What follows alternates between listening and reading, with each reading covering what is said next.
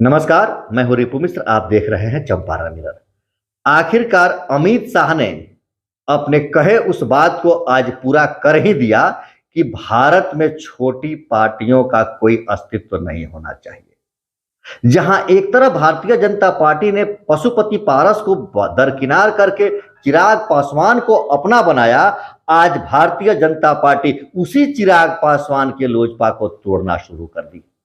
जहां एक तरफ नीतीश कुमार उपेंद्र कुशवाहा की पार्टी को तोड़ रहे हैं, जहां दूसरी तरफ जदयू के लोग जदयू को छोड़कर राजद के साथ जा रहे हैं, वहीं भारतीय जनता पार्टी अपने चिराग पासवान की पार्टी को तोड़ना शुरू कर दी है।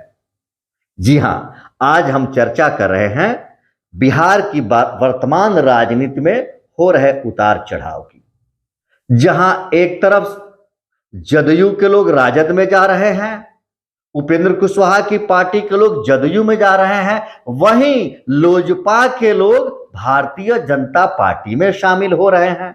जहां चिराग पासवान अपने आप को मोदी का हनुमान कहते हुए नहीं अघाते हैं, वहीं आज भारतीय जनता पार्टी के चाणक्य कहे जाने वाले अमित शाह मोदी के हनुमान की पूंछ में आग लगाने का पूरा बंदोबस्त कर लिए हैं।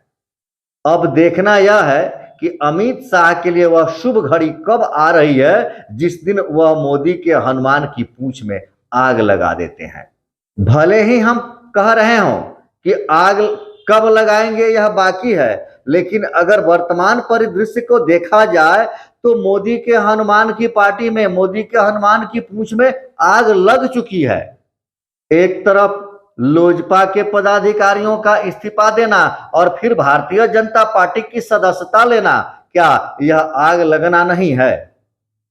जहां एक तरफ अमित शाह चिराग पासवान को कंट्रोल में रखना चाहते हैं और बिहार की सभी छोटी पार्टी, बिहार ही नहीं देश की सभी छोटी पार्टियों को समाप्त करने की सोच रहे हैं, वहीं नीतीश कुमार उपेंद्र कुशवाहा के कद को और कम करने की कोशिश करना शुरू कर दिए हैं। एनडीए गठबंधन से उपेंद्र कुशवाहा को एक सीट मिली, वह भी काराकाट की सीट मिली, और जैसे ही उपेंद्र कुशवाहा को लोकसभा के लिए काराकाट की सीट मिली, वैसे ही बिहार के मुख्यमंत्री नीतीश कुमार अपने चिर प्रतिद्वंदी उपेंद्र कुशवाहा की पार्टी को तोड़ना शुरू कर दिए। के पूर्व विधायक रमेश कुशवाहा की पत्नी विजय लक्ष्मी कुशवाहा को जदयू ने अपनी सदस्यता ग्रहण करा ली और सिवान से लोकसभा का उम्मीदवार भी बना लिया। तो नीतीश कुमार एक तरफ उपेंद्र कुशवाहा की पार्टी को कमजोर करने की, या ऐसा कहें कि उपेंद्र कुशवाहा को बिल्कुल समाप्त करने की तैयारी कर रहे हैं, तो कोई इसमें अतिशयोक्ति नहीं होगी। अब देखना यह बड़ा दिलचस्प होगा कि हारने वाली सीट का नाम भी उपेंद्र कुशवाहा की पार्टी को तोड़ने के लिए जदयू के काम आ गई।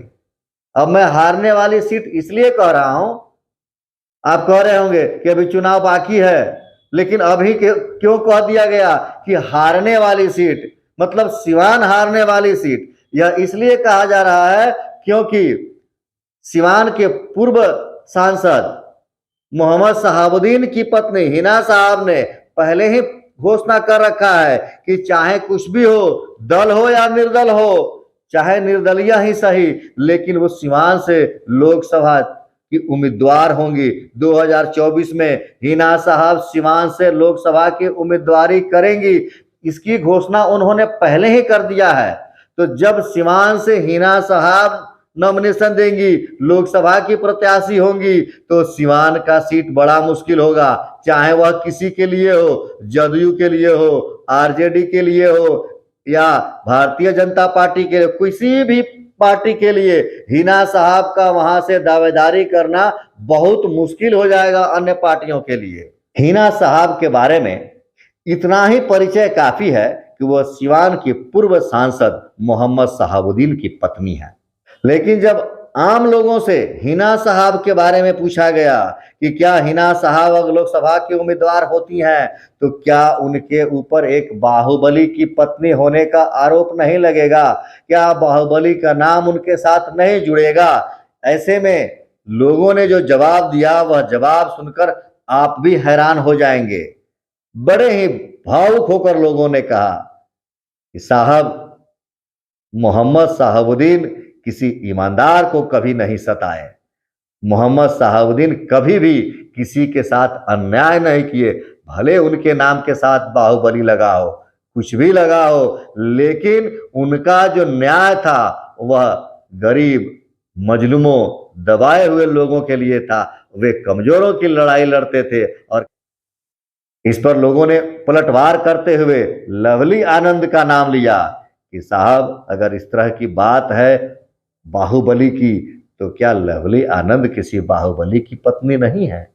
लोगों ने यहां तक कहा कि आनंद मोहन तो जी कृष्णैया जैसे ईमानदार कलेक्टर के हत्या में आरोपी हुए हैं, जेल में सजा काटे हैं, जेल से सजा काट कर आए हैं। यह बात और है कि बिहार में जातिगत राजनीति करने वाले जेल का कानून भी बदलवा देते हैं।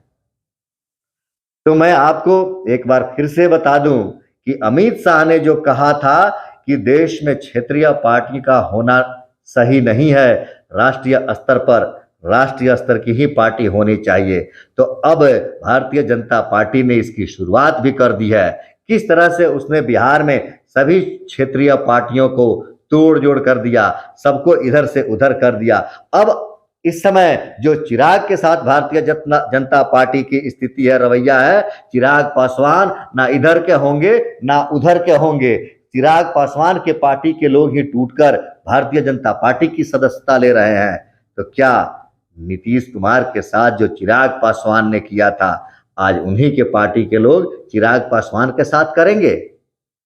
आपका क्या विचार है? आप क्या सोचते हैं? क्या भारतीय जनता पार्टी इस तरह से क्षेत्रीय पार्टियों का सफाया कर देगी? आप अपना विचार कमेंट करके जरूर बताएं। देखते रहे चंपारण मिरर। धन्यवाद।